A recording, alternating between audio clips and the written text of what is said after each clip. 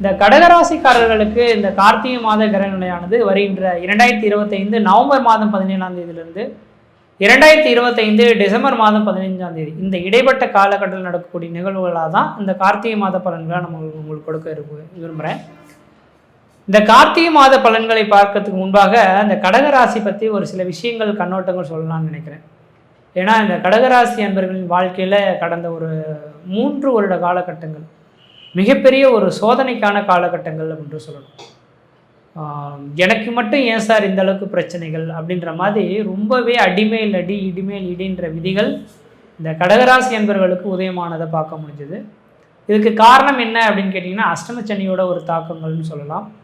அதே வேளையில் பார்த்தீங்க அப்படின்னாக்கா மிகப்பெரிய லெவலில் இந்த வாழ்க்கை வாழணுமா அப்படின்ற ஒரு கட்டத்துக்கு கொண்டு செல்லக்கூடிய அமைப்புகளை இந்த கிரக நிலைகள் உங்களுக்கு கடந்த 3 வருட காலத்தில் கொடுத்துருப்பார்ன்ற விதிங்க. அப்போ அந்த காலகட்டங்கள் உங்களை விட்டு விலக போகுது அப்படின்றத நான் தெளிவுபடுத்த விரும்புகிறேங்க. ஏன்னா அஷ்டமச்சனியானது விலகிடுச்சு, 9ஆம் இடத்துக்கு சென்றுட்டார். இந்த நேர காலகட்டத்தில் பார்த்தோம்னாக்கா அனைத்து கிரகங்களும் உங்களுக்கு சப்போர்ட்டான ஒரு அமைப்பில் காத்துட்டு இருக்கிறத பார்க்க முடியும். அப்போ இந்த கடகராசி என்பர்களுக்கு இதுக்கு பிறகு வரக்கூடிய காலகட்டத்தில், அதுவும் இந்த மாத காலகட்டத்தில் உங்களுக்கு 5ஆம் அதிபதியான குரு பகவான் உங்களோட ராசியிலேயே உச்சபலம் பெற்று தன் ராசியிலேயே இருக்கக்கூடிய காலகட்டங்கள், தன்னோட ராசிநாதன் சொல்லக்கூடிய கிரகமான சந்திர பகவான் சுகஸ்தானம் சொல்லக்கூடிய 4ஆம் இடத்துல இருக்கக்கூடிய காலகட்டங்கள் உங்களுக்கு திடீர் அதிர்ஷ்டங்களும் திடீர் பணவரவுகளையும் ஏற்படுத்தி தரும். முக்கியமாக வேலையே இல்லையே அப்படின்னு காத்திருந்த நபர்களுக்கு நிரந்தரமான ஒரு வேலை வாய்ப்புகளை ஏற்படுத்தி கொடுக்கும். எவ்வளோ தான் உழைச்சாலும் பணம் கையில் நிற்கல சார், கடன்கள் தான் சார் மிஞ்சுது அப்படின்னு சொல்லக்கூடிய நபர்களுக்கு இந்த நேரத்தில் உழைப்புகளுக்கு அதிகமாக கிடைக்கும். அதன் மூலிமா ஆதாயங்கள் பெறக்கூடிய ஒரு மாத காலகட்டங்களாக இந்த மாதம் உதயமாக போகுதுங்க. அப்போ எந்த அளவுக்கு நீங்கள் உழைப்பை நம்புறீங்களோ அந்தளவுக்கு ஊதியத்தை பெறக்கூடிய ஒரு காலகட்டங்களாக இந்த மாதம் உதயமாக போகுது. 5ஆம் அதிபதியே உங்கள் ராசியை நோக்கி வந்ததுனால அந்த குலதெய்வத்தின் பரிபூர்ண அருளுமே உங்களுக்கு கிடைச்ச மாதிரியான ஒரு சந்தோஷமான ஒரு அமைப்பு அப்படின்றது தான் சொல்லணும். எல்லாருக்குமே ஜென்மத்தில் குரு பகவான் வந்து உட்கார்ந்தாருன்னா பிரச்சனைகளை கொடுப்பார் அப்படின்னு சொல்லுவாங்க. கிடையாது. உங்களுக்கு 5ஆம் அதிபதி அவர் தான் உங்களோட வழிநடத்தக்கூடிய கிரகம், உங்களோட குல தெய்வம். இது எல்லாமே 5ஆம் இடத்தை குறிக்கும். அப்போ அந்த கிரகம் உங்கள் வீட்டில் வந்து உச்சபலம் பெற்று உட்காந்து உங்கள் குடும்பத்தையே இன்னும் ரசிச்சுட்டு இருந்தால் எப்படி இருக்கும், அதை மாதிரியான ஒரு சுபமான ஒரு காலகட்டங்கள் தொடரப்போகுது. நீங்கள் கேட்டிருப்பீங்களே, எங்கள் வீட்லேயும் ஒரு நல்லது நடக்கணும், 4 பேர் சொந்தங்கள் வரணும், அவங்களோட சிரித்து பேசணும், 4 பேருக்கு நல்லது செய்யணும் அப்படின்ற மாதிரி நாங்களும் நினச்சி காத்துட்ருக்கோம் சார். ஆனால் எனக்கான வாய்ப்புகளே வரல சார். திருமணமாகலை, குழந்தை பேர் இல்லை, கல்யாணம் எந்த ஒன்றுமே நடக்க மாட்டேங்குது சார்னு சொல்லக்கூடிய நபர்களுக்கு இந்த மாத காலகட்டத்தில் இருந்து உங்களோட வீட்டில் கெட்டி மேளங்களும் சுப நிகழ்ச்சிகளும் சுபகாரியங்களும் அழியா சொத்து சேர்க்கையும் வீடு மனை வாசல் வாங்குவது, கட்டுவது, குடிபெயர்வது, குலதெய்வத்துக்கு செய்ய வேண்டிய சடங்குகள் செய்கிறது, இது மாதிரியான ஒரு சுப நிகழ்வுகளை ஏற்படுத்தக்கூடிய ஒரு காலகட்டங்களாக உதயமாக போகுது. அதனால் பல்வேறுபட்ட பிரச்சனைகளை கடந்து வந்துட்டீங்க. எதிர்கால அமைப்புகள் சிறப்பாக இருக்க போகுது. அதில் முக்கியமாக பார்த்தோம்னாக்கா 4ஆம் இடத்துல சுகஸ்தானத்தில் சுக்கிரனும் சந்திரனும் சேர்ந்திருந்தால் மலாவிய யோகம்ன்ற விதிங்க. இந்த மலாவிய யோகம் என்னத்தை செய்யணும்னா கார், பங்களா, வண்டி, வாகன யோகத்தை கொடுக்குன்ற விதி. நீங்கள் இதுக்கு ஒரு 3 வருடத்துக்கு முன்பாக இந்த மாதிரி ஒரு ரசிச்சிருப்பீங்க ஒரு பொருளை பார்த்து. இந்த மாதிரி ஒரு பொருள் நானும் வாங்கணும், இதை மாதிரி ஒரு கார் வாங்கணும், இதை மாதிரி ஒரு வீடு கட்டணும் அப்படின்ற ஒரு எண்ணங்களோடு இருப்பீங்கன்னா அந்த எண்ணங்கள் இந்த மாத காலகட்டத்திலேருந்து உதயமாக போகுது அடுத்த ஒரு 3 வருட காலகட்டத்துக்கு. அதனால் இந்த நேர காலங்களில் ஏதாவது வீடு வாங்கணும்னு நினச்சாலும் வீடு வாங்கிறதுக்கு ரெடியாக இருங்க. வீடு மனை வாசல் கட்டணும்னு நினச்சாலும் கட்டுறதுக்கு ரெடியாக இருங்க. அல்லது வண்டி வாகனங்கள் வாங்கணும், புதுமையான வண்டி வாகனங்கள் வாங்கினாலும் அதுக்கான வாய்ப்புகள் இந்த நேரத்தில் உங்களை தேடி வரத்துக்கான ஒரு வாய்ப்புகளாக மிகவும் பிரகாசமாக இருந்துட்டு இருக்கிறத பார்க்க முடியுது. அதனால் கடகராசிக்கு ஒரு சாதகமான ஒரு காலகட்டங்களாக இந்த மாதம் உதயமாகுது. இந்த மாத காலகட்டத்தை மலாவிய யோகத்தை விட்டுட வேண்டாம். அதனால் முயற்சி எடுத்து பாருங்கள். அடுத்தது உங்களோட ராசிக்கு 5ஆம் இடத்துல சூரியன், செவ்வாய், புதன் இணைவு பெறுறது. பூர்வீக சொத்துக்கள் வெகுநாட்டில் என்னால் விற்க முடியல சார், இதை விற்றுட்டு நாங்கள் தள்ளி போய் வீடு வாங்கி வீடு கட்டலாம்னு நினைக்கிறோம், ஆனால் பூர்வீகத்தை விற்க முடியலையேன்னு தடுமாறக்கூடிய நபர்களாக இருந்தாலும் சரிங்க, அல்லது பூர்வீகத்தை அடகு வைத்து அதன் மூலியமாக வீடு மனை வாசல் கட்டக்கூடிய விதிகள் இருந்தாலும் சரிங்க, அப்படிப்பட்ட நபர்களுக்கு பூர்வ புண்ணியத்தினால அந்த இடங்களை கொஞ்சம் மாற்றி அமைத்து அதன் மூலிமா கடன் பெறதுக்கான ஒரு காலகட்டங்களாக உதயமாகுது பார்க்க முடியுது. அதனால் இந்த நேர காலங்களில் ஏதாவது முயற்சிகள் வேணும்னாக்கா முயற்சி எடுத்துக்கிறது ஓரளவுக்கு நல்ல பலன்களை தருன்ற விதி. அடுத்தது பார்த்தோம்னா உங்களோட ராசிக்கு 8ஆம் இடத்தில் இந்த ராகு பகவான் நிற்கிறார். இந்த 8ஆம் இடத்தில் ராகு நிற்கிறது அந்த அளவுக்கு விசேஷம் இல்லைன்னு தான் சொல்லணும். 8ஆம் இடமானது அடிவயிறுகளை குறிக்கக்கூடிய இடங்க. இப்போ அடிவயிறு சார்ந்த பிரச்சனைகள் வர்றதுக்கான வாய்ப்புகள் உண்டு. இப்போ கடகராசி நண்பர்கள் நேரத்துக்கு நேரம் உணவுகளை மட்டும் கரெக்டாக எடுத்துக்கிட்டீங்கன்னா அடிவயிறு சார்ந்த பிரச்சனைகள் இல்லாமல் இருக்கலாம். இல்லையேல் திடீர்னு மருத்துவ செலவுகள் கொண்டு வந்து கொடுக்கறதுக்கான வாய்ப்புகளும் உண்டு. இது எவ்வளோ நாள் வரும்னா இந்த டிசம்பர் மாதம் 5ஆம் தேதி காலகட்டம் வரலும் தாங்க. வருகின்ற 2025 டிசம்பர் மாதம் 5ஆம் தேதி வரலும் தான் இந்த விதிகள் இருக்குது. அதுக்கு பிறகு அதுவுமே ஓரளவுக்கு நலமாக இருக்கிறத பார்க்க முடியுதுங்க. அடுத்தது கேது பகவான் 2ஆம் இடத்துல இருக்கனால நாவடக்கம் மட்டும் மிக மிக கவனம். யாரையும் டக்குன்னு பேசிடக்கூடாது, யாரையும் நல்லவங்கன்னு பழகிடக்கூடாது, சிந்தித்து செயல்படும் என்று விதிங்க. அப்போ நாவடக்கத்தை மட்டும் சரியாக நீங்கள் மெயின்டைன் பண்ணுறது தான் ஓரளவுக்கு நல்ல பலன்களை தரும் விதி. அடுத்ததாக 9ஆம் இடத்துல இந்த குரு பகவான் இருக்கனால வெளிநாடு வெளிமாநில தொடர்புகள் வாய்ப்புகள் கிடைக்கும். அதனால் இந்த நேரத்தில் ஏதாவது வெளிநாடு வெளிமாநில தொடர்புகள் வந்தால் வாய்ப்புகளை பயன்படுத்தி கொள்வது ஓரளவுக்கு நல்ல பலன்களை தரும் விதிங்க. மற்ற விதத்தில் உங்களுக்கு எந்த விதத்தையும் தோஷங்கள் பாதிப்பு கிடையாது. எதிர்கால அமைப்புகள் சீரும் சிறப்பாக இருக்குது, நலமாக இருக்குது. நன்றி, வணக்கம். கடகம் எல்லாத்தையும் கடக்கும். 8 காலுக்கு எத்தனை பூச்சி, எத்தனை காலு கேட்குறோம்ல, 8 காலு பூச்சிக்கு எத்தனை கால்னு கேட்குறது என்ன அதிசயமா? திருப்பதியில் என்ன கிடைக்கும் அதிசயமா? பலனில் என்ன கிடைக்கும் அதுக்கு அதிசயமா? அதே போல கடக்கக்கூடியது எந்த அளவுக்கு கடக்கக்கூடியது? மனதளவுக்கு கடக்கக்கூடியது, அன்பை கடக்கக்கூடியது, ஆர்வத்தை கடக்கக்கூடியது, துன்பத்தை கடக்கக்கூடியது, துயரத்தை கடக்கக்கூடியது, ஆச்சரியத்தை கடக்கக்கூடியது, தேவையில்லாத கடக்கக்கூடியது, வம்பு வழக்கு விபத்து ஆபத்து வெக்கம் மானம் சூடு சொரன்னு சொல்றோம்ல கிராமத்துல எல்லாம், எல்லாத்தையும் இழந்து கடக்கக்கூடியது தான் கடகம். அவ்வளவு கஷ்டம், அவ்வளவு நஷ்டம், அவ்வளவு துன்பம், அவ்வளவு துயரப்பட்டிருக்கிறீங்க.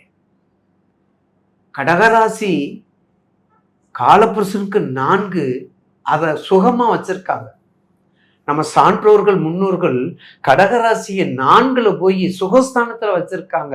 ஆனா நீங்க கேளுங்க, 100க்கு 90 பேர் சுகமா இருக்கான்னு கேட்டா நான் ஜாதகம் பார்க்கறத விட்டுறேன்.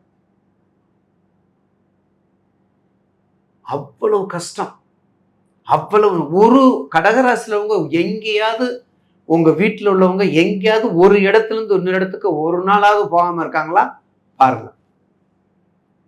கடக்கக்கூடியதானே. இந்த தெருவுல இருந்து அந்த தெருவுக்கு போகாம ஒருத்தர் இருக்க மாட்டாரு, இந்த தாலுகாவில இருந்து அந்த தாலுகாவுக்கு போகாம இருக்க மாட்டாரு, இந்த டிஸ்ட்ரிக்ட்ல இருந்து அந்த டிஸ்ட்ரிக்ட் 1 மாசத்துக்கு ஒருக்காவது போய் ஆகணும். கொடைக்கானல் போய் ஆகணும், ஊட்டிக்கு போய் ஆகணும், எனக்கு தெரியல ஏலக்காயா என்ன காயம் தெரியல, ஏலக்காய் மலை போய் ஆகணும், சேலம் போய் ஆகணும், அங்கே கூட பேரும் தெரியல. இந்த மாதிரி நிறுவனத்துக்கு உள்ள சந்தோஷத்தை கொடுக்கக்கூடிய ஒவ்வொரு இடத்துக்காவது இடமிட்டு படிக்கும்போது மாறி போகணும். கடகராசி நேயர்கள் தயவு செய்து அந்த குழந்தை படிக்கும்போது நிச்சயமாக ஸ்டாண்டர்டா ஒரு பள்ளிக்கூடத்துல இருந்திருக்காது, ஒரு பள்ளிக்கூடத்துல நிலைச்சு படிச்சிருக்காது, இது உறுதி. ஏதோ 1-2 வேணா இருந்திருக்கலாம், சந்தேகம்னு எனக்கு போனுக்கு வாங்க, எப்படியா சொல்றீங்க, இதை கரெக்டா சொல்றீங்களேன்னு எதுவும் கேட்பீங்க. அப்படிப்பட்ட கடகராசி அன்பர்களுக்கு கடக்கக்கூடிய தன்மை மிக அதிகம். எது வந்தாலும் சரி கடந்துருவீங்க. அப்ப கெட்டிக்காரர் நீங்க தானே, அப்ப கெட்டிக்காரர் நீங்க தான், ஆராய்ச்சி அறிவு நீங்க தான், வெளிநாட்டுக்குரியவர் நீங்க தான். தாய் செய் நலம் மருத்துவமனை யாரு? கடகம் தான். தாய் செய் நலை மருத்துவம்னா கடகம் தான். அங்கே தாய்க்கும் சிக்கல் சேய்க்கும் சிக்கல். தாய் நல்லா இருந்தா சேய்க்கு சிக்கல், சேய்க்கு நல்லா இருந்தா தாய்க்கு சிக்கல். ஏன் தெரியுங்களா? அந்த மனசை போட்டு குழப்பிருக்கோம். மனசை போட்டு கடகத்தில் இருக்கக்கூடிய மனசு ஜலம் இல்லையா நீர் இல்லையா குழப்படி பண்ணிக்கிட்டே இருக்கும். இது எல்லாத்துக்கும் ஒரே வழி, உங்களுக்கு தியானம் தவம் யோகம் இதை மட்டும் நீங்க கடைபிடிச்சுக்கிட்டா கடகராசி மாதிரி வாழ்க்கையில உச்சத்துக்கு போறவங்க யாருமே இல்லை. ஒரே சிந்தனை, ஒரே செயல்பாடு, ஒரே நோக்கங்கள், உயர்ந்த நோக்கங்கள் இருந்தா அவங்கள மாதிரி. ஏன்னா கடகமும் சிம்மம் தான் ஒரு அதிபதி, ஒரு ராசிக்கு அதிபதி அவங்க 2 பேரும். அதனால அத கடகராசி. அப்ப என்ன தொழில்? நீர் சம்பந்தப்பட்டது, மீன் சம்பந்தப்பட்டது, வெள்ளை சம்பந்தப்பட்டது, அனைத்து நீர் சம்பந்தப்பட்ட எல்லா தொழிலும். அது சங்கா, அது கருவாடா, அது மீனா, அது டெக்ஸ்டைல்ஸா, நாட்டுப்புற கலையா, நையாண்டி மேளமா, ஹலோபதி சித்த டாக்டரா, ஹோமியோபதியா, வெளிநாடா, மீன் பிடிக்கிறவங்களா, கடலுக்கு போறோமா, வெளிநாட்டுக்கு போறோமா, முத்து எடுக்கிறோமா, உப்பு எடுக்கிறோமா, எல்லாம் நீங்க தான். ஆனா என்ன சொல்லுவாங்க தெரியுமா? அந்த தொழிலை பூரா விட்டுட்டு நான் வேற தொழில் செய்யறேன்பாங்க. ஏன் செய்யற? எங்க 3 தலைமுறை நாங்க செய்யறோம். என்ன முன்னேற்றம்? அதுதான் ஒண்ணும் இல்லை. அப்புறம் ஏன் கேட்குறீங்க? தயவு செய்து தெரிந்த தொழிலை விட்டவனும் கெட்டான், தெரியாத தொழிலை தொட்டவனும் கெட்டான்ங்கிறது பழமொழி இல்லையா? அப்ப கடக்கின்ற மனதை கடக்கின்ற அந்த இதயத்திலிருந்து வரக்கூடிய மனோகரம், மனோ எல்லாமே நெகட்டிவா தான் வரும் உங்களுக்கு. அதை கடந்து செயல்படுவ கெட்டிக்காரனா வருவான் கடகராசிக்காரன். கடகராசி, விருச்சக ராசி, மீன ராசி, 3 ராசிக்காரவங்க பாருங்க அரசியல்ல இருப்பாங்க. நிறைய அரசியல், நிறைய அரசியல் தலைவர்கள் இருப்பாங்க. கடக லக்கணம் கடகராசி ரெண்டையும் சேர்த்துக்கலாம். கடக லக்கணம் கடகராசி, விருச்சக லக்கணம் விருச்சக ராசி, மீன லக்கணம் மீன ராசி. 40 ஸ்டேட் இருந்தா கிட்டத்தட்ட ஒரு 20 ஸ்டேட்ல அந்த ராசி இருக்கும். இது சேலஞ்ச். 20 ஸ்டேட்ல அந்த கடகராசி, மீன ராசி, விருச்சக ராசி இருக்கும். விருச்சக ராசி நம்ம இதுல இருக்குது. மிகப்பெரிய தலைவர் இருக்காங்க, அவங்கள பாத நமஸ்காரம் பண்ணணும். நீங்க தெரிஞ்சுக்கிடுவீங்க. மிகப்பெரிய தலைவர்கள் இருக்காங்க விருச்சகத்துல. கடகத்துல கடந்து வந்துகிட்டு இருக்காங்க. மீனத்துல எதிர்த்து நிக்க போறாங்க. ஒன்றோடு ஒன்று போட்டி போடுதல். கடகம், மீனம், விருச்சகம் வந்து பாரு. அப்படிப்பட்ட தன்மை உள்ளவர்கள். அப்போ உங்கள் ராசிக்கு பார்த்தீங்களா, உங்க ராசிலேயே குரு இருக்கிறார். குரு இருந்தா உங்க ராசியில் இருக்காரு. உங்க ராசி இருக்கும்போது உங்க வீட்டை நல்லா சொத்தம் வச்சிருக்கான், அடுத்த வீட்டை பார்ப்பார். அப்ப கடகத்துல குரு உச்சம், உங்க வீட்டுக்கு 2ல கேது. மதிப்பு மரியாதை சொல்ல வேண்டியதில்லை. உங்க ராசிக்கு 5ல சூரியன், குழந்தை பாக்கியம் சொல்ல வேண்டியதில்லை. மதிப்பும் அரசியல் செல்வாக்கு, நிர்வாணம், அரசாங்கத்து வேலை கூடுமாலும் உங்க ராசிக்கு நான் என்னென்ன சொல்லணும் அதை பற்றியதை எடுத்துக்கணும். அப்படி எடுத்துட்டு வந்துட்டா நிச்சயமாக உங்களுக்கு என்ன, குடும்பத்துல மட்டும் கவனமா இருக்கணும். 7, 8 கொஞ்சம் சிக்கல். உங்க நல்லதே சொல்லியாச்சு, கெட்டதும் சொல்லணும்ல. பாசிட்டிவ் மட்டும் பார்த்தா நெகட்டிவ் சொல்லணும்ல. அப்ப கடகத்துக்கு 7 மகரம், மகரத்துக்கு 7 கடகம், கடகத்துக்கு 8 சிம்மம். அப்ப எப்படி இருக்குன்னு பாருங்க. அப்ப மகரத்துக்கு 8 கும்பம், கடகத்துக்கு 8 கும்பம், மகரத்துக்கு 8 சிம்மம். அப்ப 8ஆம் இடம் 7ஆம் இடம் குடும்பத்துக்குரியது. கணவன் மனைவி உறவு மிக கவனமாக இருக்க வேண்டும். நல்ல பற்றுதலா இருப்பாங்க, நல்ல பாசமா இருப்பாங்க, டக்குன்னு எடுத்துக்கிடுவாங்க கீரிம்பாம்பாரு. அதுக்கெல்லாம் அந்த தசாபுத்தியை பார்த்துக்கங்க. அந்த தசாபுத்தியை பார்த்துக்கிட்டா நிச்சயமாக கார்த்திகை மாசத்துல உங்களுக்கு வரக்கூடிய இனிமேல் நல்ல காலமாக அமையும். ஏன்னா உங்களுக்கு எல்லா கஷ்டமும் போயிடுச்சு. இனிமேல் வசந்த காலம் என்று வாழ்த்து கூறுகிறேன். அடுத்து நாம் கடகராசிக்காரவங்களுக்கு வழிபட வேண்டிய தெய்வம் வடக்கு முகமுள்ள அம்பாள் வழிபாடு. நான் பலமுறை சொல்லியிருக்கிறேன். ஜலராசிக்கு வடக்கு உள்ள வெக்காளியம்மா இருந்தாலும் சரி, இல்லை கிழக்கு முகம் இருந்த சமயபுரையன் தாயா இருந்தாலும் சரி, முண்டகக்கனியா இருந்தாலும் சரி, கோலவில்லியம்மனா இருந்தாலும் சரி, காளிகாம்பாலா இருந்தாலும் சரி, அப்படிப்பட்ட தெய்வங்களே அம்பாள் உங்களுக்கு உரியவங்க அவங்க தான். கடகத்துக்குரிய போற அம்பாள் வழிபாடு பண்ணுங்க, வெற்றி நிச்சயம் வாழ்க்கையில். பொதுவாகவே அதாவது கடகராசிக்கு அதிபதி யாருன்னா சந்திரன். நவகிரகத்திலேயே அதிதேவதை யாருன்னா சந்திரன் தான். அழகுன்னு சொல்லுவாங்க. மேக்சிமம் எனக்கு தெரிஞ்சு கடகராசியில பிறந்தவங்க எல்லாம் ரொம்ப அழகா இருப்பாங்க. கருப்பா இருந்தா கூட கலைமுகமா இருப்பாங்க. அந்த மாதிரி ராசி தான் கடகராசி. ஆனா கடகராசிக்கு அதிபதி சந்திரன் நீர் ராசியா இருக்கிறதுனால, ஏன்னா மேக்சிமம் ஒரு வீட்டுல 2.25 நாள் மட்டும் தான் இருப்பாரு. அதனாலதான் கடகராசிக்கு சந்திரனுக்கு பலன் கிடையாது. சரிங்களா?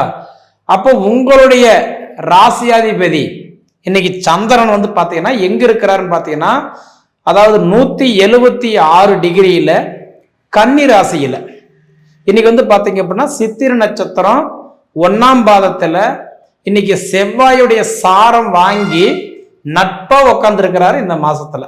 சரிங்களா? அப்படி இருக்கக்கூடிய உங்களுடைய ராசிக்கு அதிபதி சந்திரனும், அது போக உங்க வீட்டுக்கு 2ஆம் வீட்டுக்கு அதிபதி சொல்லக்கூடிய சூரிய பகவான் இப்ப உங்களுக்கு எங்க உட்கார்ந்துருக்கிறாருன்னா 5ஆம் வீட்டுல உட்கார்ந்துருக்கிறார். பொதுவா உங்களுக்கு தனக்காரகன் சொல்லக்கூடிய சூரிய பகவான் அவர் வந்து புத்திர ஸ்தானத்துல பூரி புண்ணிய ஸ்தானத்துல உட்கார்ந்துருக்கிறார். ஒரு மாத பலன் நிர்ணயிக்கிறது யாருன்னா சூரியன் தான் எப்பயுமே. அப்ப அந்த சூரிய பகவான் வந்து புத்திரஸ்தானத்துல உட்கார்ந்து இருக்கிறதுனால இந்த மாதம் முழுவதுமே இந்த கார்த்திகை 1ஆம் தேதியிலிருந்து 30ஆம் தேதி வரைக்குமே சூரியன் வந்து அவர் 5ஆம் இடத்துலதான் உட்கார்ந்துருக்கிறார். அப்படி உட்கார்ந்து இருக்கிறதுனால அதாவது கடகராசியில பிறந்தவங்களுக்கு புத்திர செல்வம் இல்லாம, ஆண் இருந்தும் பெண் இல்லாம, பெண் இருந்தும் ஆண் இல்லாம, இல்ல சில 2 குழந்தையுமே இல்லைன்னு சொல்றவங்களுக்கு இந்த மாதம் நிச்சயமா உங்களுக்கு நல்ல பலன் செய்வார். ஏன்னா உங்களுக்கு தனக்காரகன்னு சொல்லக்கூடிய சூரியன் அதே மாதிரி வந்து பார்த்தா இன்னைக்கு புத்திரஸ்தானத்துல உட்கார்ந்துருக்கிறார். சூரியன் போய் எந்த வீட்டில் உட்காராரோ அதுக்கு தகுந்த செல்வத்தை அப்படியே கொடுத்துருவார். சூரியன்ற வந்து நெருப்பு ராசி, அதாவது மாத பலனை நிர்ணயிக்கிறவரே சூரியன் தான். அவரு போய் இன்னைக்கு வந்து கட்ட புத்திரஸ்தானத்துல உட்கார்ந்து இருக்கிறதுனால கடகராசிக்காரங்களுக்கு வாரிசு இல்லாம கஷ்டப்படுறவங்களுக்கு இந்த மாசம் நிச்சயமா புத்திர செல்வத்தை பெருக்கி கொடுத்துருவாரு. நீங்க பயப்படவே வேண்டாம். அந்த பிராப்தம் உங்களுக்கு இருக்கா இல்லையா அப்படின்றது உங்க சுய ஜாதகத்தை எடுத்து லக்னாதிபதிக்கு 5ஆம் இடம் மட்டும் நல்லா இருக்கான்றதை மட்டும் பார்த்துக்கோங்க. ஏன்னா உங்க லக்னத்துக்கு 5ஆம் இடத்துல ராகுவோ கேதுவோ இருந்தா கடுமையான புத்திர தோஷம், சனியோ குருவோ இருந்தா தாமதப்படுத்தி தான் கொடுப்பான், அதுல மாற்றமே கிடையாது. சரிங்களா? அதே மாதிரி பாத்தீங்கன்னா உங்களுக்கு 3ஆம் இடம் தைரியஸ்தானத்துக்கும் 12ஆம் இடம் விரயஸ்தானத்துக்கும் அதிபதினு சொல்லக்கூடிய புதன் பகவானும் 5ஆம் இடத்துல உட்கார்ந்துருக்கிறாரு புத்திரஸ்தானத்திலேயே. அப்படி பாத்தீங்கன்னா ஆனா புதன் புத்திரஸ்தானத்துல உட்கார்ந்து இருக்கிறார தவிர வக்ரத்துல உட்கார்ந்து இருக்கிறாரு. அதனால இயல்புக்கு மாறாக தான் ஒரு வேலை செய்வார். கொடுக்குற விஷயத்த கொடுக்காம பண்ணுவார். பொதுவாக வக்ரம்னா இயல்புக்கு மாறாக வேலை செய்யறது தான் வக்ரம். அப்போ உங்களுக்கு வந்து ஞானக்காரகன் சொல்லக்கூடிய புதன் பகவான் புத்திரஸ்தானத்துல உட்கார்ந்து இருந்தாலும் 7 தேதி வரைக்கும் தான் புதன் வந்து 5ஆம் இடத்துல உட்கார்ந்துருப்பார். 7ஆம் தேதி இன்னைக்கு என்ன பண்றாருன்னா, அதாவது 5ஆம் இடத்துல இருந்து 4ஆம் இடத்துக்கு வர்றாரு, ரிபேஸ்ல வர்றாரு. அப்ப 7ஆம் தேதியிலிருந்து 13ஆம் தேதி வரைக்கும் வக்கரத்துல தான் இருப்பார். 5ஆம் வீட்டில், அதாவது 4வது வீட்டுல 1ஆம் தேதியிலிருந்து 7ஆம் தேதி வரைக்கும் 5வது வீட்டில் இருக்கிறாரு. 7ஆம் தேதியிலிருந்து 13ஆம் தேதி வரைக்கும் 4வது வீட்டில் இருக்கிறாரு வக்கரத்துல. அப்ப 13ஆம் தேதி அன்னைக்கு தான் புதன் பகவான் வக்கரம் நிவர்த்தி அடைகிறார். அது எங்க உங்களுக்கு வந்து பார்த்துட்டீங்க அப்படின்னா கட்டன்றது 4ஆம் இடம் சுகஸ்தானத்துல வந்து வக்கரம் நிவர்த்தி அடைகிறார். அப்படி இருக்கும்போது இந்த உடல் உபாதிகள் நோய் நொடிகள் இந்த மாதிரிலாம் இருந்தாலும் அது சரி பண்ணி உங்களோட ஹெல்த் வந்து நல்லா வச்சுக்கிற இடத்துக்கு வராரு. அப்ப இதுக்கு முன்னாடி பாத்தீங்கன்னா கஷ்டம் என்னன்னு தெரியாம, அதாவது ட்ரீட்மெண்ட் எது பண்றதுன்னு தெரியாம, குடலாத்த உடந்தது தெரியாம ₹1,00,00,000 செலவு பண்ணாங்களாமா. அந்த மாதிரி பாத்தீங்கன்னா விவரம் தெரியாம நிறைய செலவு பண்ணிட்டு இருந்திருப்பீங்க. 13ஆம் தேதிக்கு மேல 30ஆம் தேதிக்குள்ளார அதுக்கு சரியான ஒரு தீர்வு கண்டிப்பா கிடைக்கும். சரிங்களா? அதாவது நல்ல உடல் ரீதியான ஒரு ஹெல்த் மாற்றங்கள் ஏற்படும் சொல்றேன் நான். அப்படி இருக்கும்போது அது அடுத்தது பார்த்தீங்கன்னா 4ஆம் இட சுகஸ்தானத்துக்கு அதிபதியும் 11ஆம் இட லாபஸ்தானத்துக்கும் அதிபதி யாருன்னா சுக்கிரன் தான். அந்த சுக்கிரன் வந்து 10 தேதி வரைக்கும் அவர் தன் சொந்த வீட்டிலேயே உட்கார்றது அற்புதமான வாய்ப்பு. ஒரு மனிதனுக்கு 4ஆம் இடம் நல்லா இருந்தாதான் ஹெல்த் ஓரளவுக்கு அது எப்படி இருக்குன்னு நம்ம கெஸ் பண்ண முடியும். அதே மாதிரி இந்த மண்மனை, மண், இடம், பொன் பொருள், பூமி, அசையா சொத்துக்கள் இதெல்லாம் வாங்குறதுக்கு ஒரு வாய்ப்பு உண்டு. அப்ப 4ஆம் இடத்துக்கு அதிபதி 4ஆம் இடத்திலேயே வந்து உட்கார்ந்து இருக்கிறாரு பாத்தீங்களா. 10 தேதிக்குள்ளார உங்களுக்கு இந்த இடம் சார்ந்த விஷயங்கள் எல்லாமே உங்களுக்கு சரியாகிறதுக்கு வாய்ப்பு உண்டு.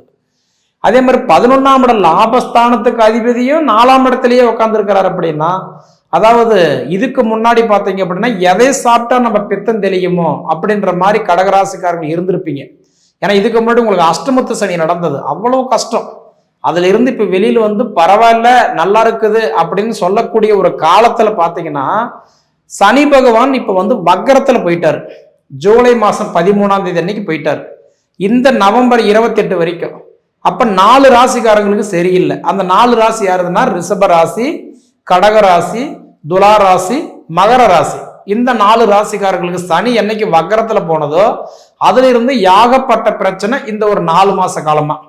அப்ப இந்த கார்த்திகை மாதம் 12ஆம் தேதி அன்னைக்கு சனி பகவான் வக்கரம் நிவர்த்தி அடைகிறார். அப்ப அந்த வக்கரம் நிவர்த்தி அடையும் போது என்ன பண்றாருன்னா சனி பகவான் இயல்பு நிலைக்கு திரும்புறாரு, முன்னோக்கி வர ஆரம்பிப்பார். அப்படி ஆரம்பிக்கும் போதுதான் கடகராசிக்காரங்களுக்கு என்ன பலன் முழுமையா கொடுப்பாரோ அதை அப்படியே கொடுத்துருவாரு சனி பகவான். அப்ப எப்படி பார்த்தாலுமே கடகராசிக்காரங்களுக்கு பார்த்தா இது ஒரு அருமையான ஒரு வாய்ப்புன்னு தான் நான் சொல்லுவேன். அப்ப இதை தாண்டி குரு பகவான் இருக்கிறாரு பாத்தீங்களா, அதாவதுன்றது அதிசாரம் வாங்கி அக்டோபர் மாசம் 17ஆம் தேதி உங்க வீட்டுக்கு தான் உட்கார்ந்தாரு. அப்படி குரு பகவான் அதிசாரம் வாங்கி உங்க வீட்டுல உட்கார்ந்த குரு பகவான் இந்த மாசம் 20ஆம் தேதி வரைக்கும் இப்ப வக்கரத்துல தான் இருக்கிறார். 20ஆம் தேதி அன்னைக்கு என்ன பண்றாருன்னா, உங்க வீட்டுல இருந்த குரு பகவான் அடுத்தது பின்னோக்கி போய் மிதுன ராசியில உட்கார்றாரு. மிதுன ராசியில உட்கார்ந்து 96 நாள் குரு பகவான் வக்கரத்துல உட்காருவார். அப்ப வக்கரம்னா நான் ஏற்கனவே சொன்னேன், இயல்புக்கு மாறாக தான் ஒரு வேலை செய்வாரு. அப்ப 12ஆம் வீட்டுல உட்காரும் போது 12ஆம் இடம்ன்றது மறைவு ஸ்தானம் இல்லையா, பொதுவாக 12ஆம் இடத்துல உட்காந்து கிரகம் வேலை செய்யாது. இது இயல்பு நார்மலா இருந்தா இந்த ஒரு 3.25 மாசம் உங்களுக்கு நல்லது நடக்காது. ஆனா உங்களுக்கு 12ஆம் வீட்டுல உட்காந்து வக்கரம் அடைகிறதுனால அப்ப இயல்புக்கு மாறாக தான் வேலை செய்வாரு. அப்ப உங்களுக்கு இந்த 3.25 மாசம் உங்களுக்கு சூப்பரா இருக்கும். இந்த 3.25 மாசம் முடிகிறதுக்குள்ளார கிட்டத்தட்ட அந்த டைம் சொல்லணும் அப்படின்னா 2026 மார்ச் மாதம் 11ஆம் தேதி வரைக்கும் பார்த்தீங்க அப்படின்னா உங்களுக்கு ரொம்ப சூப்பரா இருக்க போகுது. ஏன்னா குரு உங்க வீட்டில் இருந்துட்டு 12ஆம் வீட்டுல உட்காந்து வக்கரம் அடைஞ்சு உங்க ராசிக்கு நல்லது பண்றாரு. சரிங்களா? அப்ப அந்த மாதிரி நேரத்துல பாத்தீங்கன்னா திருமண தடைகள் விலகும், புத்திர செல்வங்கள் பெருகும், தொழிலுக்கு நீங்க எடுத்து வச்ச அடி அந்த உங்களுக்கு வெற்றியில முடியும். கடன் பிரச்சனை கழுத்து பிடிக்கிற மாதிரி இருந்தா கூட இதெல்லாம் உங்களுக்கு சரியாகும். பொதுவா இதுக்கு முன்னாடி நம்ம எதை சாப்பிட்டா நம்ம பெத்தம் தெரியுமோ அப்படின்னு இருந்த கடகராசிக்காரங்களுக்கு இது ஒரு நல்ல ஒரு வாய்ப்பு. 20ஆம் தேதிக்கு மேல உங்க வெற்றி பயணம் நிச்சயமா தொடரும். சரிங்களா? இப்படி இருக்கக்கூடிய காலகட்டத்தில் பாத்தீங்கன்னா சனி பகவான் 9ஆம் இடத்துல இருக்கிறாரு, பாக்கியஸ்தானத்தில் இருக்கிறார். அந்த சனி பகவான் 9ஆம் இடம்ன்றது அற்புதமான இடம், பாக்கியஸ்தானம். நம்ம சொல்றோம் இல்லைங்களா, ஐயோ மண்மனை வாங்குற பாக்கியம் கிடைக்காதா, சொந்த வீட்டில் உட்கார்ற பாக்கியம் கிடைக்காதா, குழந்தை பாக்கியம் கிடைக்காதா, கல்யாண பாக்கியம் கிடைக்காதா, இந்த மாதிரி எதிர்பார்க்கிறவங்களுக்கு இந்த கார்த்திகை மாதம் 12ஆம் தேதி சனி பகவான் வக்கர நிவர்த்தி அடையும் போது கண்டிப்பா இந்த மாதிரி விஷயங்கள் எல்லாம் உங்களுக்கு நடக்க ஆரம்பிச்சிடும். மொத்தத்துல கடகராசிக்காரங்களுக்கு ஏதோ ஒரு குழப்பத்துல இருந்தவங்களுக்கு இது எல்லாமே பாருங்க, இந்த மாசம் உங்களுக்கு எல்லாமே சாதகமா தான் வருது. சரிங்களா? இதை நீங்க அனுபவிச்சு பார்த்து சொல்லுங்க. சரி நேயர்களே, உங்க பொன்னான நேரத்தை ஒதுக்கி இவ்வளவு நேரம் என்னுடைய காணொலிய நீங்க முழுமையா பார்த்ததுக்கு மனசுல இருந்து கேட்டுக்கிறேனுங்க. நன்றி.